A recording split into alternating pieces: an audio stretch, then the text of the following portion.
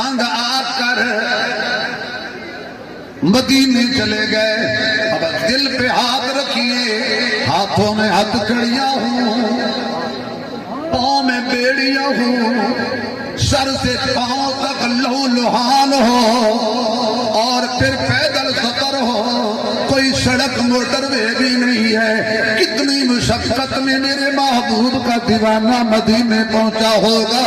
جب حضرت ابو بصیر مدینے پہنچے, پیچھے سے مشرکین نے بادمی دو بھیج دیے, جاؤ محمد سے کہو تمہارا ہمارا معاہدہ ہے, یہ آدمی ہمارا واپس کر دو. جب وہ آئے واپس لینے کے لیے, اب صحابہ حیران ہیں.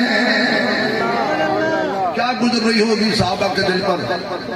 حضور نے فرمایا ابو بصیر تجھے واپس جانا پڑے گا, یہ محمد کا وعدہ ہے, تجھے واپس جانا پڑے گا.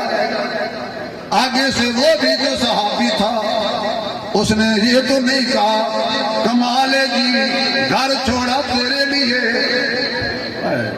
بچے چھوڑے تیرے لیے, کاروبار چھوڑا تیرے لیے, کھجوروں کے پکے ہوئے باغ چھوڑے. حضرات ایک ضروری اعلان سنیے, رب کعبہ کی قسم, صحابہ تو اپنی کھجوریں نہیں رکھتے تھے, وہ کسی کی کھجوریں کیسے کھائیں گے؟ آپ تو میرا جملہ بتا گئے. صحابہ کھانے والے نہیں تھے, کھلانے والے تھے, لوٹنے والے نہیں تھے, لٹانے والے تھے.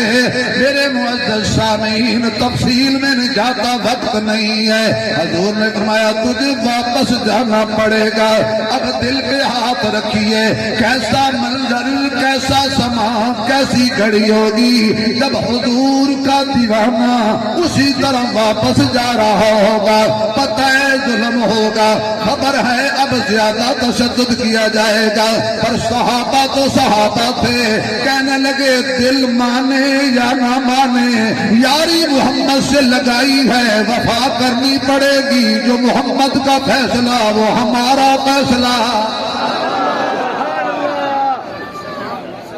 اب ہاتھوں میں ہتھکڑیاں, پاؤں میں بیڑیاں, سواری پہ باندھ کے لے جا رہے ہیں.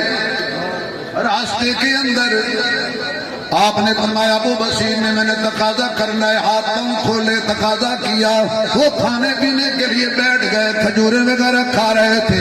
ایک لبڑ کٹے مشرک کے پاس بڑی کمال کی تلوار تھی. ابو بصیر رضی اللہ تعالیٰ عنہ فرمانے لگے یار بڑی چنگی تلوار ہے تیرے کو, کتوں لے دی؟ تھوڑی سی تعریف کی تو سریکی میں کہتے ہیں پھوت.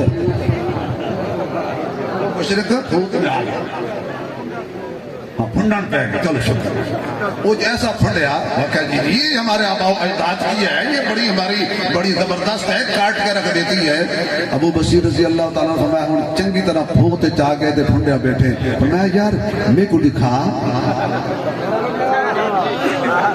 صحیح کہو جی تلوار ہے, واقعی سے گنو صحیح, گنو دیکھو صحیح, گنو صحیح, گنو صحیح. بس پھر ننگی تھی. اگر کسی کو بتائیں نا تو اور جملہ کہتا ہوں, صحابی نے تلوار اپنے آپ پہ نہیں ماری, کافر پہ ماری ہے. یار حق نواز تو تے بول پاؤ. جزاک اللہ, سلامت رہے, ماشاء اللہ. وہ بزرگ کتنے جنہیں مجھے 5,000 روپے پچھلے سال ایڈوانس دیے. ہاں تو سامنے بیٹھے کرو, جڑا بندہ پیسے دے رہے سامنے بیٹھے. یقین جانو اس سال میں اس لیے بھی ضروری آیا ہوں. راؤ صاحب میں اترا تو بزرگوں نے کہا 5,000 گھن اگلے سال آئے. وہ پورا سال میں تو 5,000 ہیں. 5,000 تھا, دینے والا سردار تھا, آنے والا پھر ان کا یار تھا. فنا مجھے دکھانا ذرا. بس دکھائی تلوار. حضرت ابو بصیر نے ایک ہی وار کیا, اس کافر کے 2 ٹکڑے کر دیے. مجھے آج پتہ چلا ہے جن کے بڑوں کو صحابہ نے مارا تھا اپنے آپ کو مارتے ہیں. خدا کے لیے بول پڑو یار. ان کے بڑوں کو صحابہ نے مارا تھا، وہ تعریف کیسے کریں گے؟